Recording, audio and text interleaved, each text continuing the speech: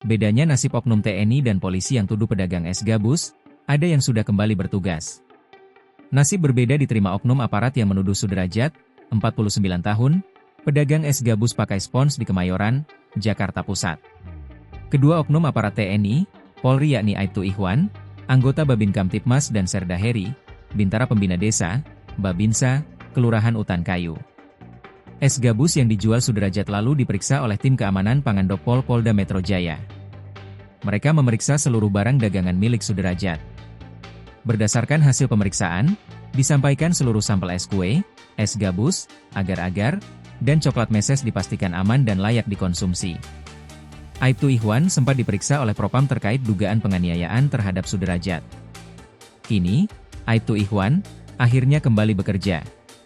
Berdasarkan hasil pemeriksaan, anggota Babin Kamtipmas Kelurahan Kampung Rawa, Jakarta Pusat itu tidak terbukti melakukan tindakan kekerasan maupun pemukulan. Oleh karena itu, kini Aibtu Ikhwan telah kembali bertugas setelah mendapatkan pengarahan dan pembekalan oleh Polda Metro Jaya. Mendapatkan pengarahan dan pembekalan oleh Polda Metro Jaya. Sudah kembali bertugas melayani masyarakat di wilayah Polsek Johar Baru, kata Kapolres Metro Jakarta Pusat, Kombes Reynold EP Hutagalung dikutip Tribun Jakarta.com dari Tribun Tangerang pada Senin, 2 Februari 2026. Mengenai pembinaan personel, Reynold menuturkan seluruh Babin Kamtipmas di jajaran Polda Metro Jaya telah mendapatkan arahan dan bimbingan teknis dari Kapolda Metro Jaya. Seluruh Babin Kamtipmas Sepolda Metro Jaya telah mendapatkan arahan dari Bapak Kapolda Metro Jaya dan bimbingan teknis tentang pembinaan masyarakat pada tanggal 29 Januari 2026 di Stiklem Polri, jelasnya.